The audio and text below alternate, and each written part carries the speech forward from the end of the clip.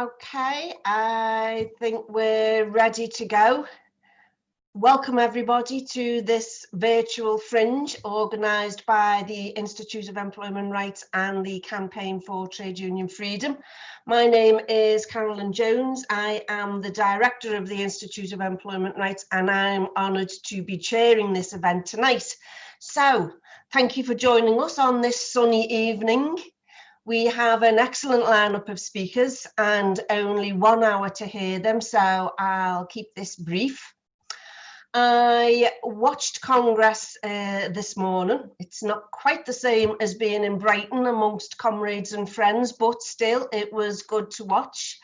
For those who couldn't tune in to the TUC, the first debate focused on health and safety issues, and quite right too. Securing the life, the health and well-being of workers is surely a basic and fundamental expectation. Unfortunately, that expectation is too often not met. And this pandemic has shone a spotlight on the failure of the government and the failure of our labour laws to deliver on those basic expectations. So, in the absence of effective government and faced with labour laws that are weak and too often unenforceable, workers have looked increasingly to trade unions for the support that they need. And trade unions have stepped up for their members and stood up to the government. Unions have argued for and won on a number of critical issues during this pandemic period. The job retention scheme, protection for the self-employed, protection against a return to schools when schools were not COVID safe, protection for retail workers who've kept the shelves stocked and helped feed us, and much, much more. And now unions are once again at the forefront, arguing against job losses and against cuts to terms and conditions. Too many employers, many of who took assistance from the government during this period, are now using the pandemic to reduce staffing levels. We see profitable firms using fire and rehire tactics to slash terms and conditions of workers. At IER, we believe the answer lies in strengthening the role of trade unions at the workplace, around the negotiating table, and at the level of government. We believe workers hold the key to building back better, and trade unions help to provide workers with the voice they need to speak out and demand better. So tonight, we hope on this fringe to look at three things. First, what unions can do in the here and now to protect the lives and livelihoods of workers. Second, what policies can we as a trade union movement demand for the future? We need to ensure the post-pandemic world of work delivers an economy that works for workers and workplaces that deliver safe, secure and sufficiently paid jobs. And third, no, we can expect little from this U-turning, law-breaking, uncaring government, and to ensure that workers are not left paying the price for this pandemic, we need to discuss how best to harness our numbers and the anger in our communities to ensure a better post-pandemic world of work. So, with those points in mind, I will move to introduce our first speaker.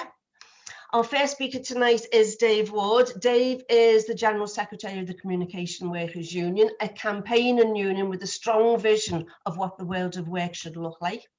CWU members have, of course, worked throughout this pandemic, helping to deliver to the thousands locked down at home and keeping a watchful eye on our communities. And even before COVID, the CWU was calling for a new deal for workers. So, Dave, update us on your campaign and your priorities for the future, and all in 10 minutes if you can. First of all, I do want to pay tribute and add to what you said about the role that trade unions have played throughout the pandemic.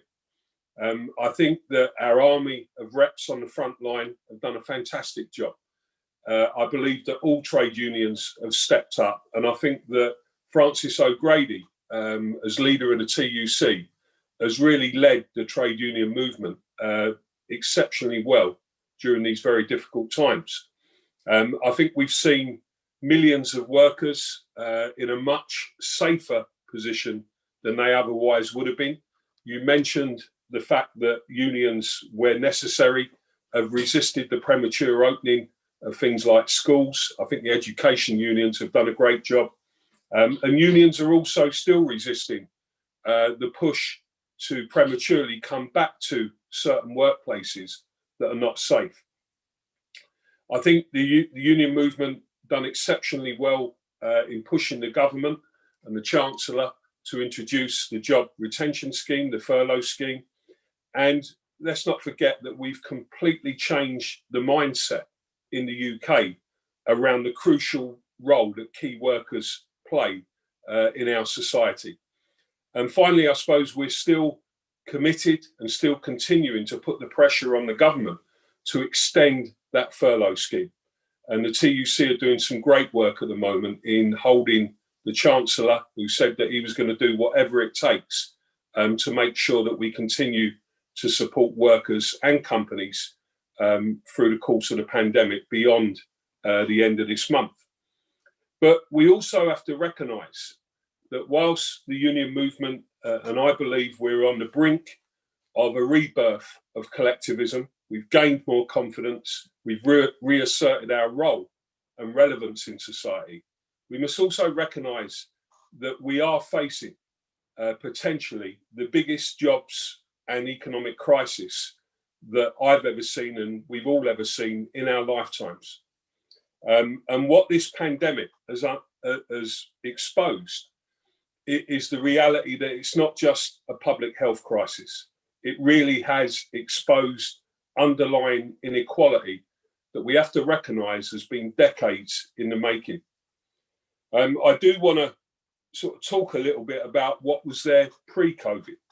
So pre-COVID, we knew that the UK economy was already founded on insecure work, on in-work poverty, on austerity, and sadly, on a lot of business leaders, most of whom, in my experience, never bring any solutions to the table, but always just come up with the same old cutting jobs, cutting pay, cutting services, and prioritising their profits and the dividends that they want to give to shareholders.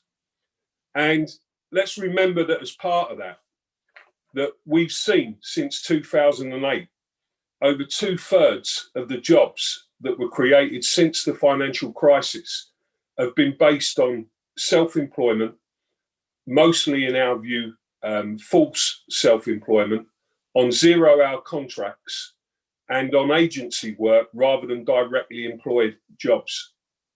We've seen 4 million people who are working and living in poverty. And if you add to that the families that those 4 million workers represent, it's been estimated that that's around 8 million people who are living in poverty. We've seen underemployment, where the norm now, not like when I first started work, where you thought about getting a safe and secure job. The norm now is to work for 2 or 3 jobs to just try and make ends meet. And of course, let's not forget that we are on the cusp of the 4th industrial revolution. So this is why the CWU, before COVID, spent a lot of our time and energy calling for unions to fight for a new deal for working people. And it's why, in the wake of the coronavirus pandemic, that we truly believe that it's more important than ever that we come together as trade unions and lead that fight for a new deal for working people. I want to talk a little bit about what we need to do. And first of all, I'm really pleased that Andy McDonald is on tonight. I've heard Andy talking about things like the 4-day week and new ideas, and I'm sure that he's going to continue to make sure that Labour has a progressive policy agenda going forward. But my point would be that we can't wait. As much as we support the Labour Party, we supported the vision of John McDonnell and Jeremy Corbyn, we can't wait for Labour to get back into power. The trade union movement has to now set out its own distinct trade union agenda. I was very pleased that we agreed the organising pledge and that we had an organising conference, that the TUC, the CW had called for that. And we have to hold ourselves to account in cooperating in a much greater way to organise workers, unorganised workers across all sectors of the economy. We also agreed a charter, a TUC charter for a New Deal. And I think it's time to re-look at that charter. And what's crucial now in the wake of the pandemic is that we agree shared industrial and political demands, an overarching charter and aims of the trade union movement to raise the standards of employment in the UK and the standard of life. And we can include in that the call and the need for a new welfare state. I'm particularly pleased to talk about the new project that we've been speaking to the Institute of Employment Rights about, and that the CWU will be working with them and will be coming out to speak to other unions about common sectorial bargaining. This is a way that the trade union movement can actually advance our agenda. And we don't have to wait for legislation to do that. We can work on this here and now. And I see that as a pivotal moment where if we can organise within sectors of the economy where trade unions are strong and working together, then we can build that into a mass mobilisation of workers in the UK. So sectorial bargaining is crucial to raising employment standards. We can talk about the pay. We can talk about redistributing working time, redistributing wealth within sectors of the economy. As you said at the start, Cad, we can build on the fantastic work that's been done in making places safer. We've got an army of safety reps out there. We could influence whole sectors of the economy on the standards of safety that we now need. We can replace precarious work and the contracts of 0-hour contracts, fixed time, short-term contracts with proper contractual status for employees. We can introduce proper sick pay from day one for all employees within a sector. And we can remove all semblance of two-tier working conditions, which has become the norm in too many jobs. And we can also deal with technology. I'm absolutely of the view that this is a moment where the trade union movement has to make it clear that whilst we support technology and advancing technology, it's not there to be used to make the lives of our members even more stressful. We have to put restrictions in, and we have to ensure that technology is used fairly and is used to create jobs, not put more and more pressure on frontline workers. And we have a social role within that. We've seen the way that the Black Lives Matter campaign has cut through in this country. And we can also tackle institutionalized racism and the gender pay gap as part of common sectorial bargaining agendas. So these are steps that the union movement can take now. And I'll finish by saying that it is time for us to collectivise these arguments. I really do believe that the key challenge facing all trade unionists is not the fight that we have with individual employers, it's how we collectivise those fights and mobilise workers now in support of a new deal. The CW believes that we should set out a vision for a new democratic economy based on equality, on universalism, and on collectivism. And I hope that following this Congress, our call for a strategy to mobilise workers by the end of this year, 2020, is one that all trade unions can support and that the whole labour movement can get behind. Thanks very much. Thanks very much for that, Dave. Round of applause from everybody.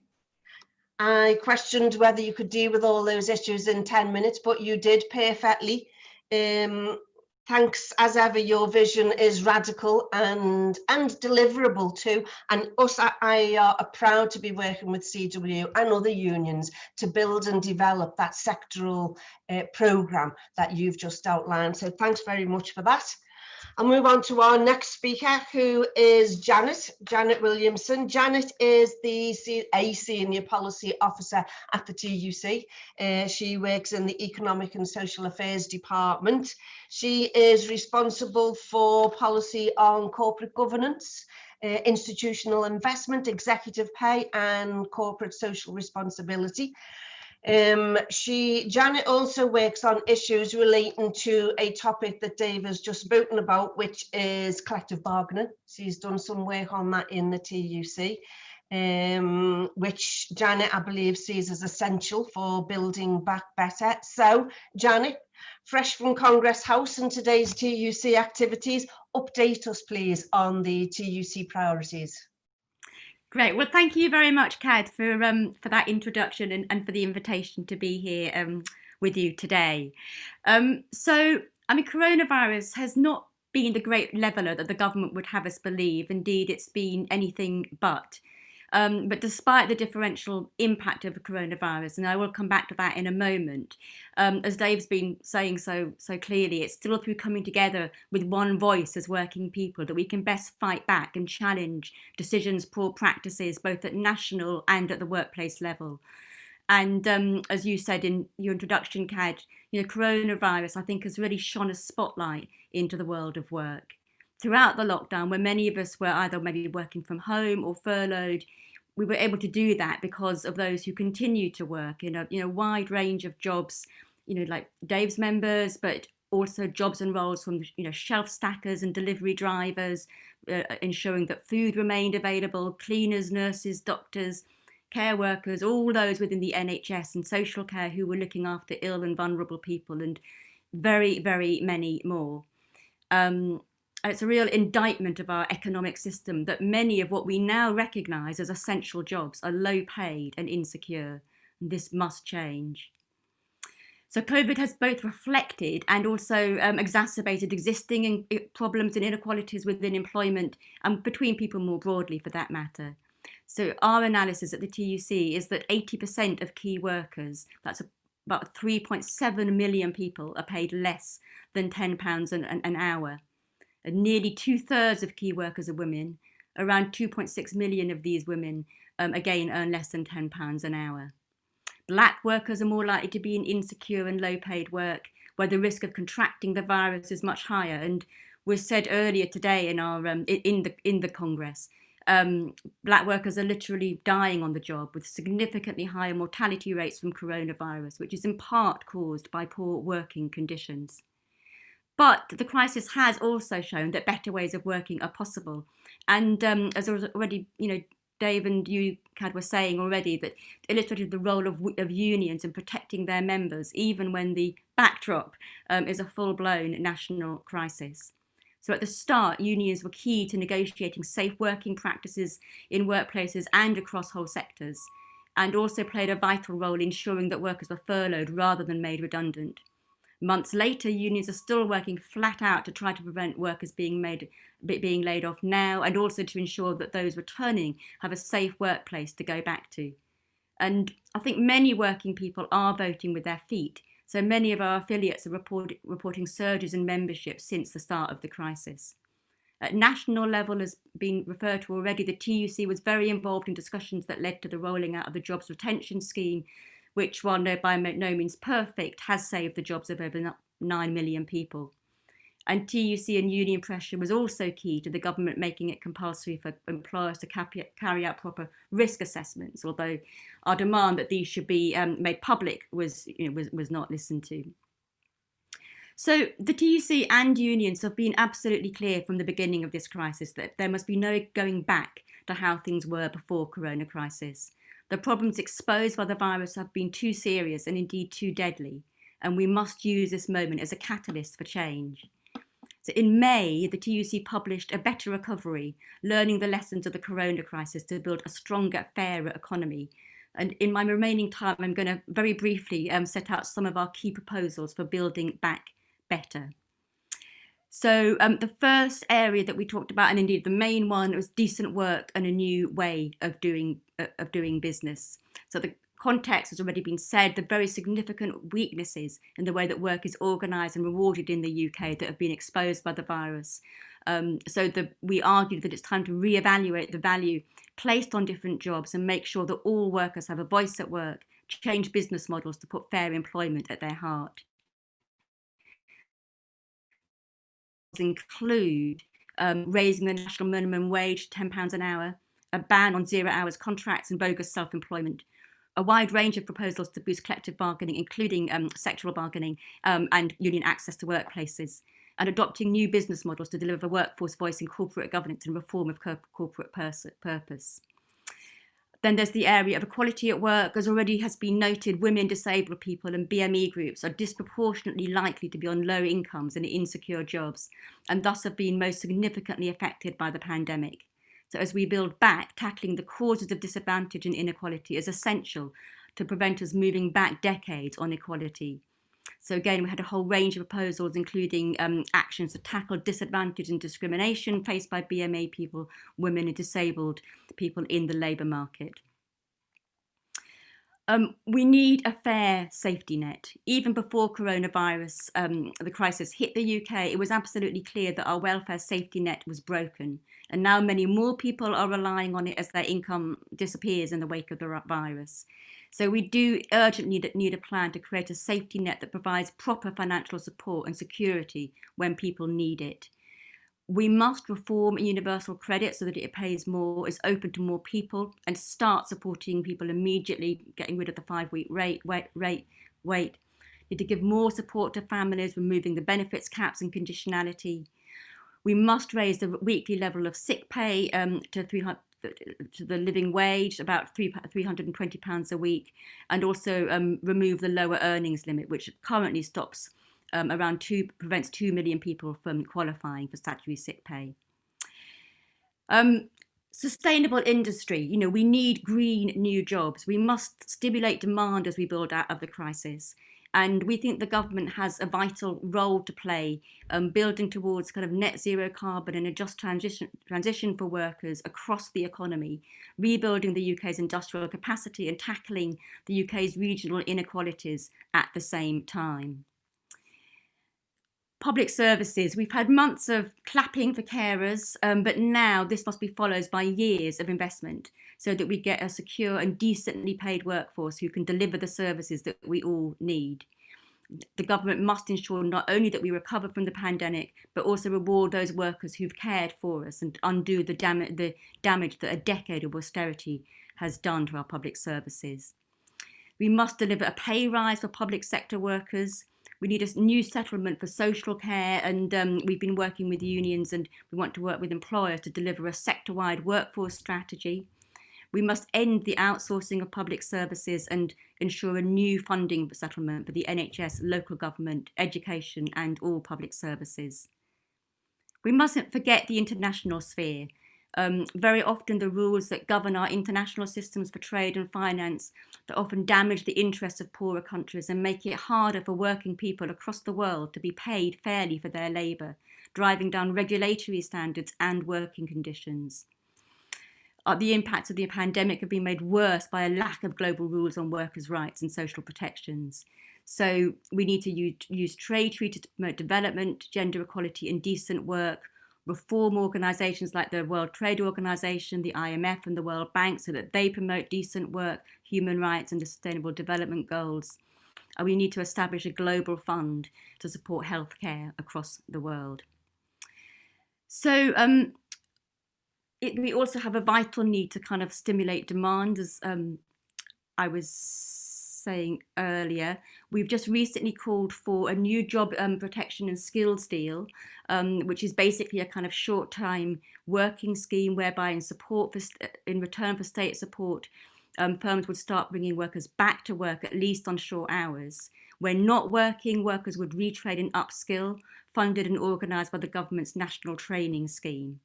And as the state subsidised wages, there'd be conditionality that employers would pay at least 80% of workers' normal wages.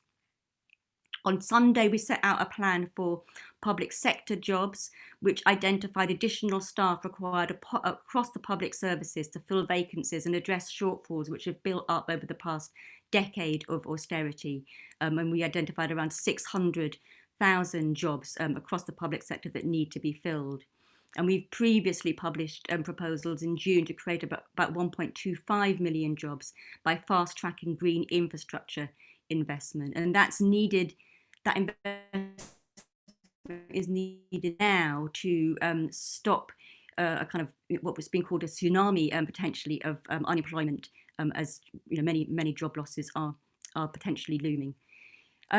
Finally, last but not at all least, the pandemic has shown again the importance of workers having a voice at the table when decisions are made, and that should not be an emergency measure reflecting a kind of panic on the part of the government, but a new way of doing business all the time. So we are calling for the establishment of a National Recovery Council with representatives from government, workers and employers. At the same time, while the whole economy has taken a battering, the impact's not felt evenly across the sectors. So we're also calling for the establishment of sectoral recovery panels to come up with sectoral recovery plans that reflect the conditions and needs of each sector. The government's been very reluctant to do that, but there are now several examples of unions taking the initiative and doing it anyway.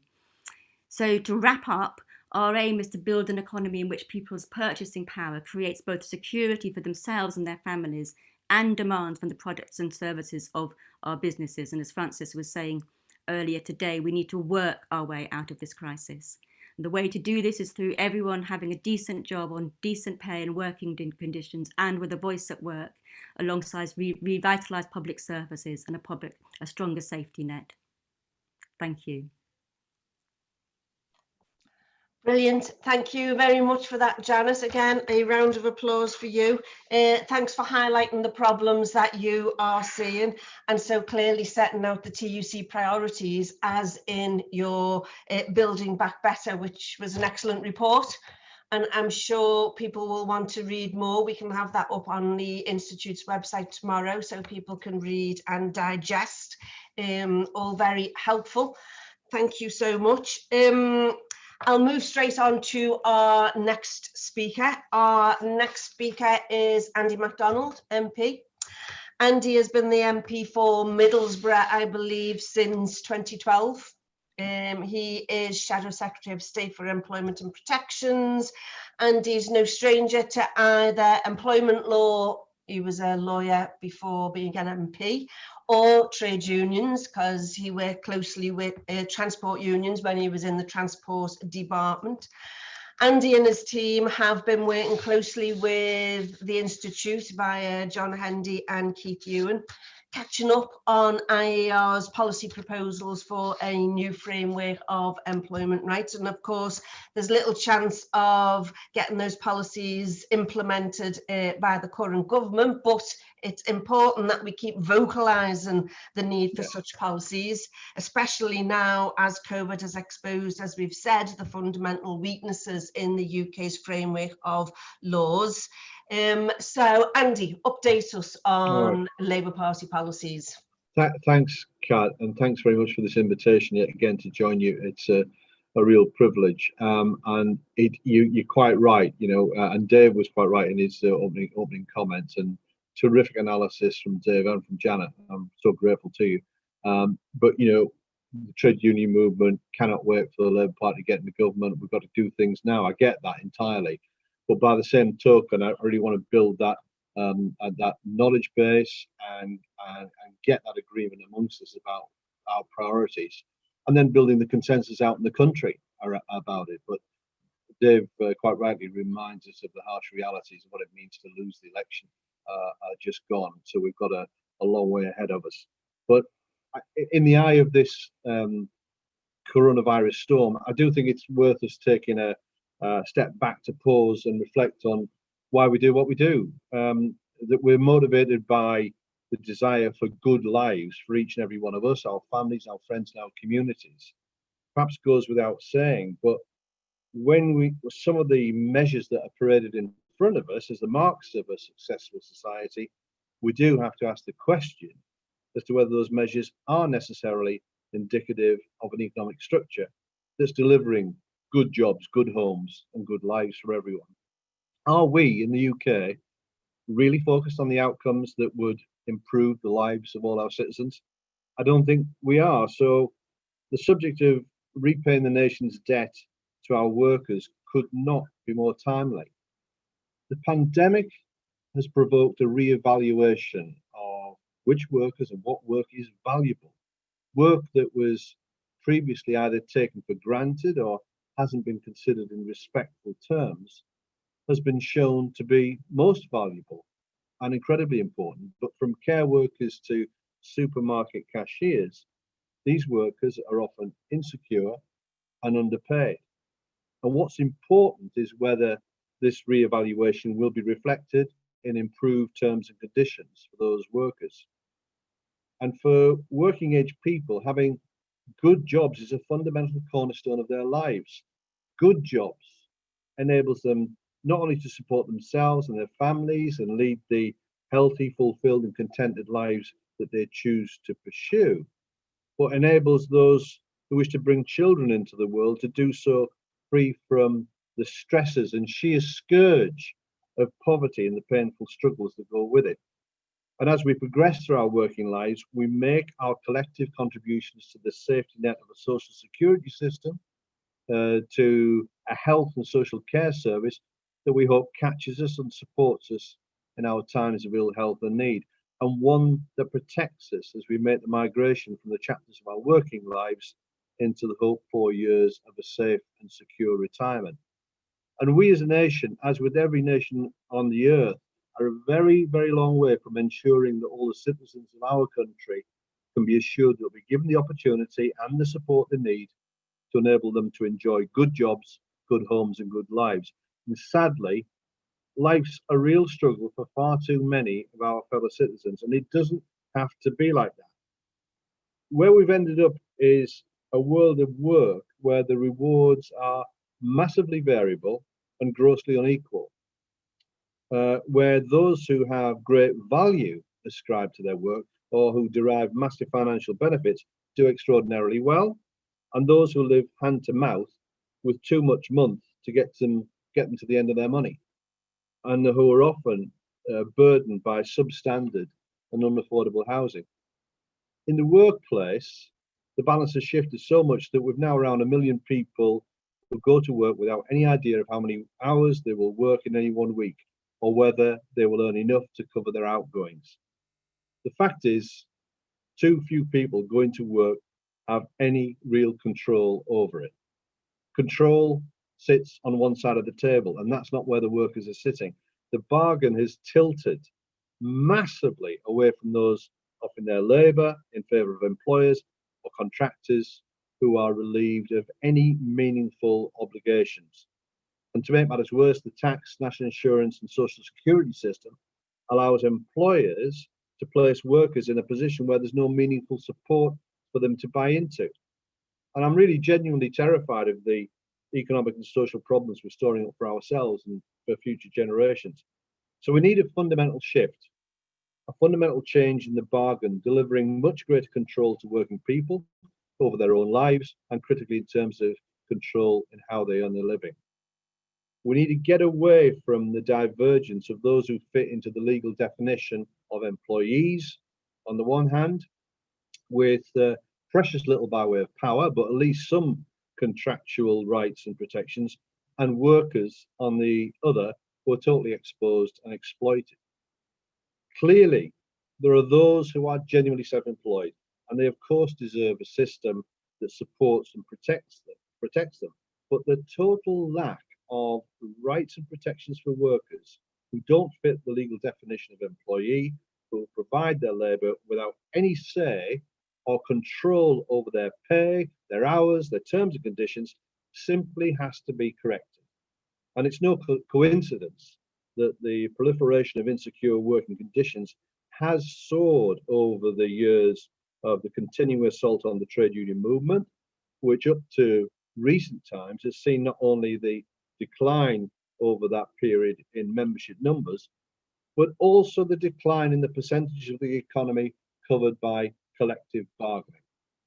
So there's a big job to do, and part of the job is to repeal the pernicious trade union legislation, embrace electronic ballots, and facilitate true trade union access to workplaces.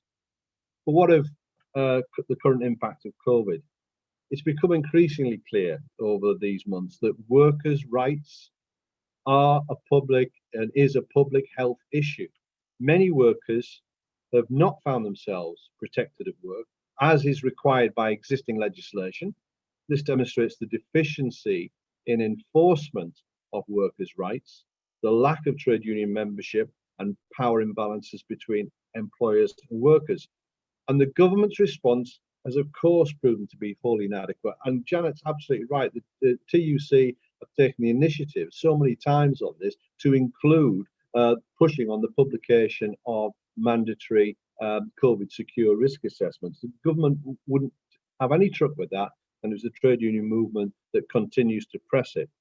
And of course, while the furlough scheme and support for some self-employed people has been vital so far, millions of workers have fallen between the cracks of support, and primarily the lowest paid and the most insecure workers, which only magnifies existing social and economic inequalities. And this is a consequence of irregular employment practices in the UK. And as my shadow cabinet colleague Annalise Dodds has pointed out repeatedly, if the Tories decide against an extension of the furlough scheme in those sectors of the economy that desperately need it, the result's going to be mass unemployment on a scale not seen since Thatcher in the 80s. And now we see the abject failure to protect workers from the immoral practice of fire and rehire, where employees are dismissed before being rehired on inferior terms and conditions, which will undoubtedly lead to their rights and protections being slashed. And as we've already seen with British Gas, who are now being pressured into signing up to contracts that will see their working week extended, along with other regressive measures, another national standard bearer, British Airways, bartering with critically important non-contractual travel allowances. That's for the cabin crew who need that very travel facility to get to their job in the first place. And at a time of higher employment, if it's allowed to take hold, employees will be forced to accept reduced terms and conditions through fire and rehire. And if the furlough scheme ends without further sectoral support, it's likely many more companies will fire and rehire their staff. And unless action is taken to protect the economies and workers' rights, there will be an inevitable race to the bottom. These are all political decisions for this Conservative government, not economic necessities. It's not a necessity to take a laissez-faire approach to entire sectors of the economy. And it's not a necessity to see thousands of good jobs vanish. And it's not a necessity that working people should have to pay for the impact of COVID-19 with cuts to their income and less favourable terms and conditions, including extensions of their working hours. And as Dave alluded to, we're years away from a general election. So it is the role of the Labour and Trade Union movement, as I see it, to hold the government to account and make the argument for the changes we want to see. And there will be opportunities to make changes to legislation, but with a Tory 80-seat majority, I'm entirely realistic, but no less determined. The government announced in its Queen's speech that it will bring forward an employment bill, and that we haven't seen the bill, but we can find agreement with the stated aims of the bill, which are to protect and enhance workers' rights as the UK leaves the EU, making Britain the best place in the world to work. Of course, I've got my reservations as to whether the Conservative Party really mean it. They say some things, they don't necessarily carry them through. But in any event, this bill is going to provide an opportunity for us to bring forward new clauses and amendments. So it's important for us to think about what our priorities are and what we might be able to achieve.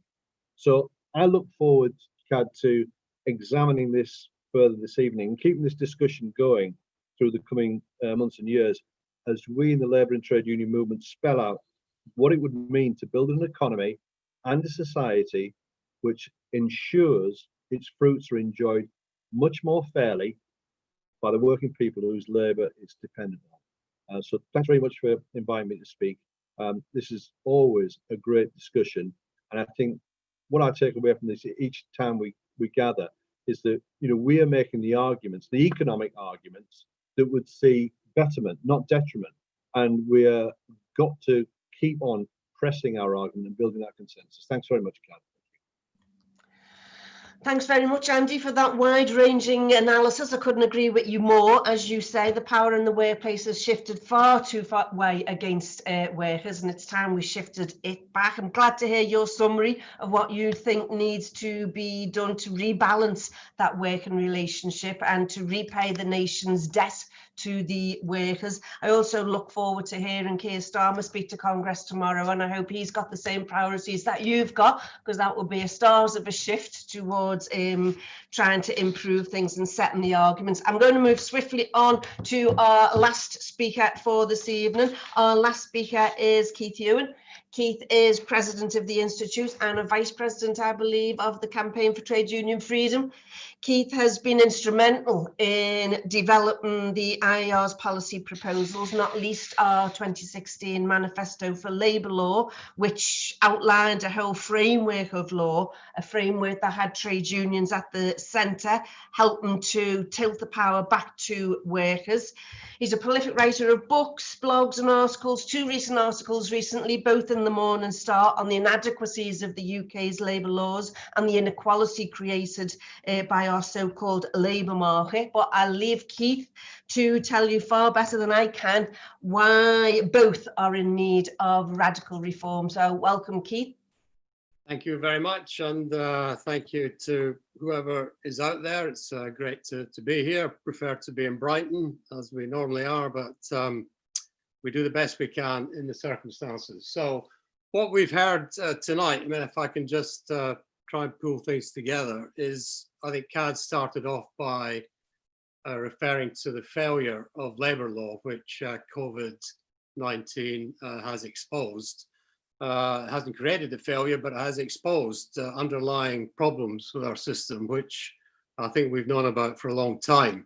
And really is about 5 or so issues that we could identify that have been really being brought to the surface by the pandemic. And I think the first has been the failure to guarantee secure and stable incomes for workers across the board, and in particular, for a number of workers who've been made unemployed as a result, a number of workers who are shielding or who are otherwise having to take time off work for COVID-related illness reasons.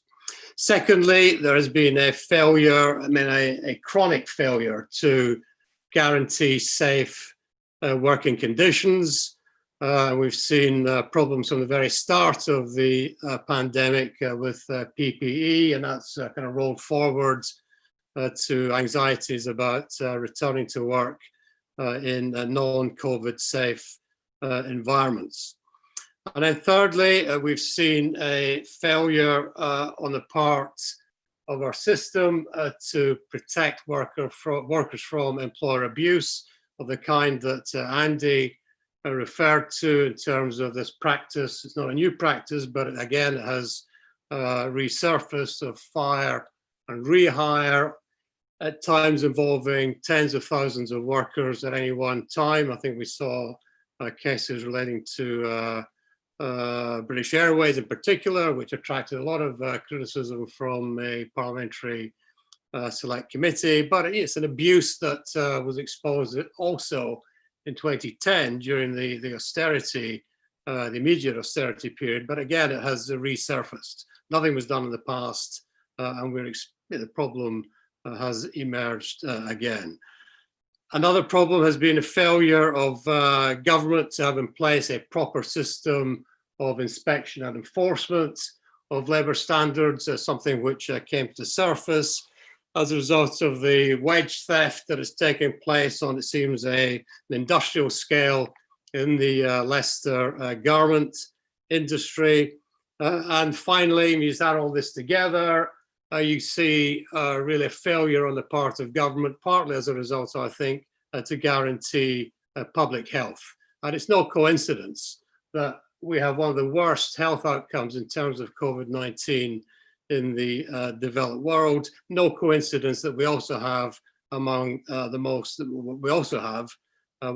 highly deregulated labor law systems, labor law system in which the collective bargaining framework that we had put in place in earlier periods has been largely deconstructed. So in a sense, the coverage of collective bargaining in this country is lamentable compared to that with some of our European neighbors.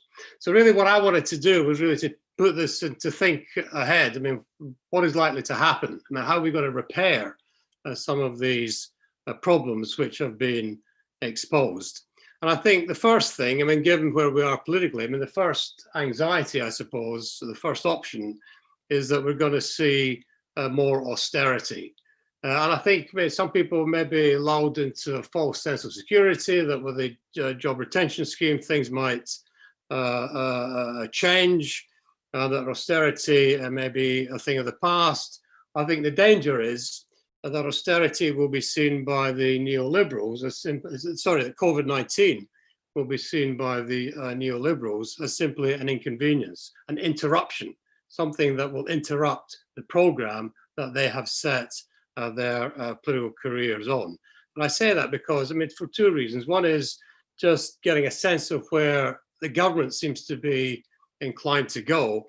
So we see the uncertainty now about the job retention scheme. Is it going to be scrapped altogether? Is it going to be reintroduced partially? And if so, in what circumstances? But at the present time, we're facing mass redundancies involving large numbers of people.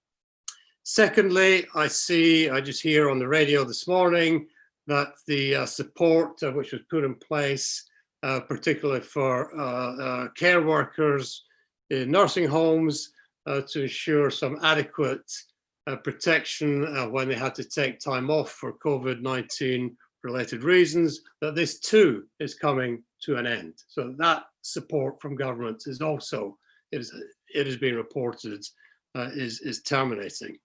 And the third reason, I think the third reason why, I mean, I have some anxiety about the austerity program being revisited or being recontinued are the announcements that have been made about the minimum wage and the proposals which have been flagged up by some, that there's going to be a freeze of the government's earlier announcements of an increase in the statutory minimum wage.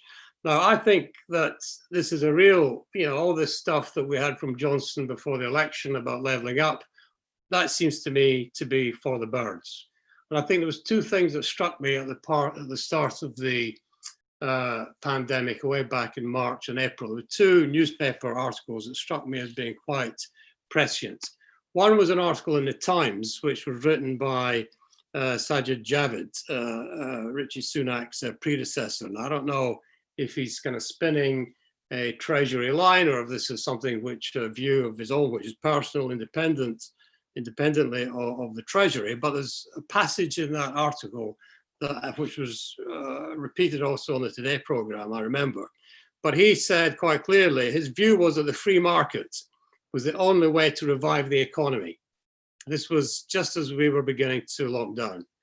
And that once the pandemic has passed, we cannot allow the left to win the argument on wealth creation. Now that seems to me to be an indication of a direction of travel with which we're all very familiar. And that was reinforced for me by another article. So you should read the right-wing papers. There was another article in the Daily Telegraph, of all places, I think by the health editor, if I remember correctly. But this was an article singing the praises of a, I think, 14th century Italian merchant who'd profited from the plague in the 14th century. He'd made money out of an earlier pandemic. And there was a nice phrase, a nice sentence in that article which struck a chord with me, and it to the effect that there is one thing which is as adaptable as a virus. One thing as adaptable as a virus to change, and that is capitalism. And I think for me, this is all speaking to me, just in terms of the ideology, in terms of government announcements, in terms of government lack of action, in terms of the future.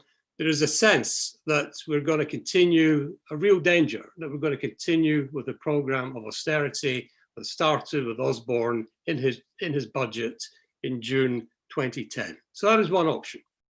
Now, the other option, I think, so in a sense, that would be the lesson from learning the lesson from the crisis of 2008. But for us, I think we need to focus on other crises which we've faced in the past. And I go back to, it seems to me that over the last 100 years or so, there have been four major crises. One was a crisis of 2008, the financial crisis. But before then, there were three other crises. One was a crisis at the end of the First World War, 1918, which bequeathed to us the International Labour Organization and a commitment internationally to protect the rights of workers. That is still with us, based on this fundamental principle of tripartism, in which workers have a voice equal to that of employers and the state in the making and in administering working conditions. The other crisis, the second, was in the 1930s, out of the Great Depression.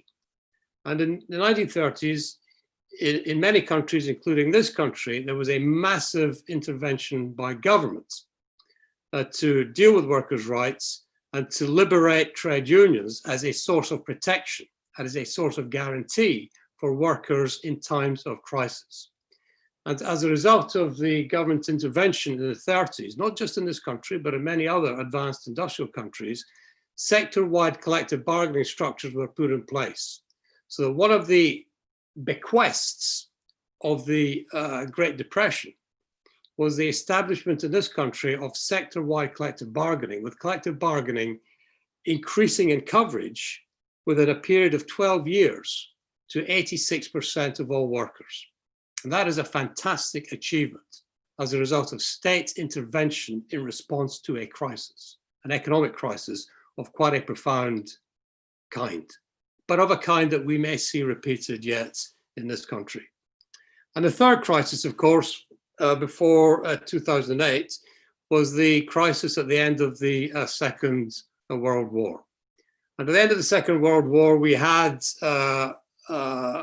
in place, people have referred to the Beveridge Report of 1942, in which Beveridge, who was a liberal, let it not be forgotten, he wasn't a socialist, he wasn't a trade unionist, he was a Labour Party member so far as I'm aware, but my understanding that Beveridge was a liberal with a capital L, as well as a small l.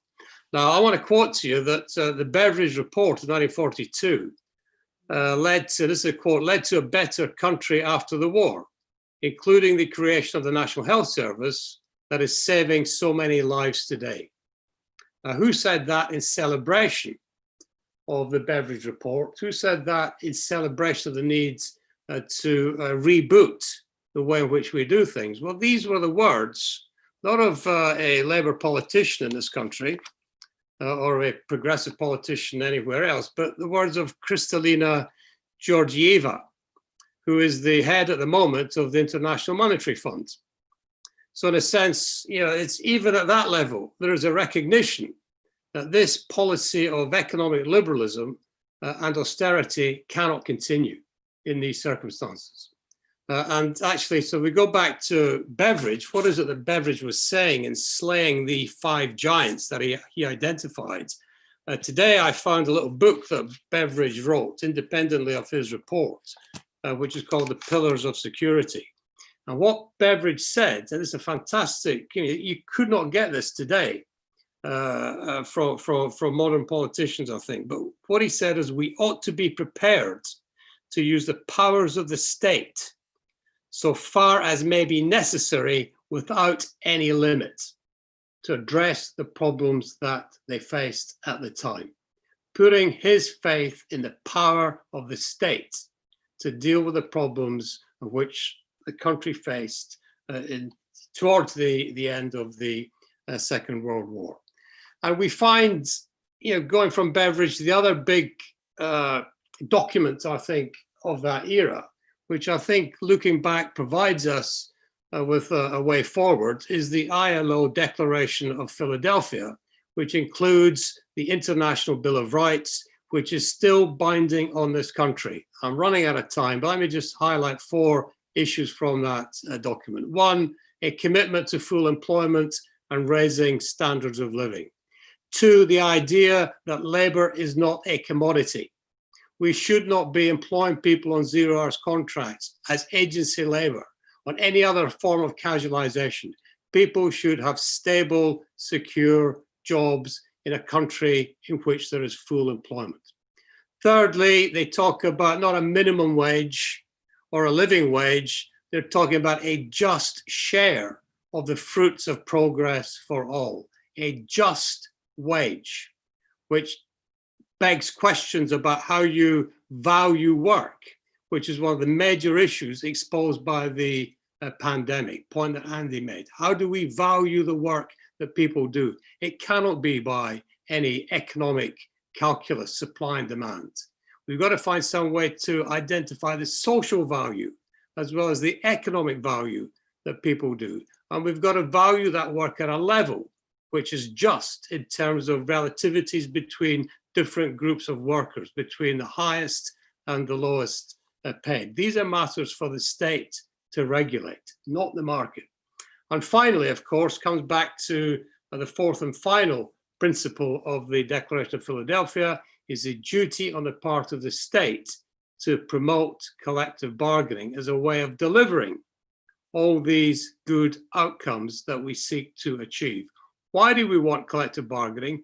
Not just to empower trade unions, but to enrich workers, to raise standards, to improve wages, to distribute income on a fair and equitable basis.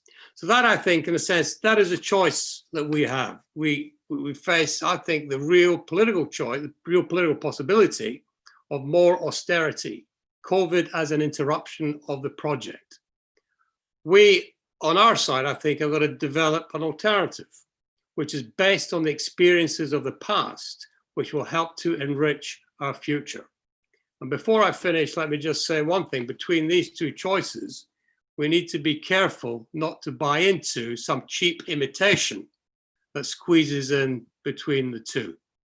And a cheap imitation would be something based on some of the stuff that the government is talking about in its employment bill. All of these things are no doubt sensible. All of these things no doubt will address serious problems.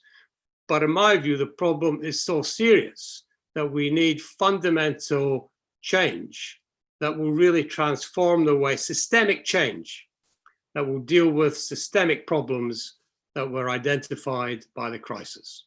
Thank you very much.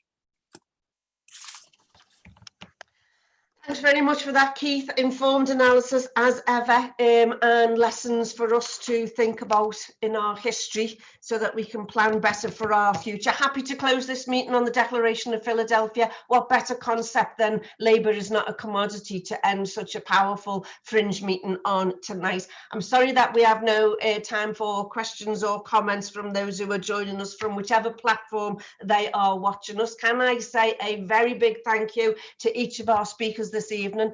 Brilliant as ever. Great to hear from you. I'm looking forward, as I say, to the debate on employment rights tomorrow and to hear what the leader of the opposition has to say on all these issues. And of course, as an institute in the campaign, we will take these issues forward into our next fringe, which will take place during the Labour Party conference next week. So thanks again to all our speakers. Thanks for my co-workers, Sarah and James, for doing all the organisers, and look forward to seeing you very soon.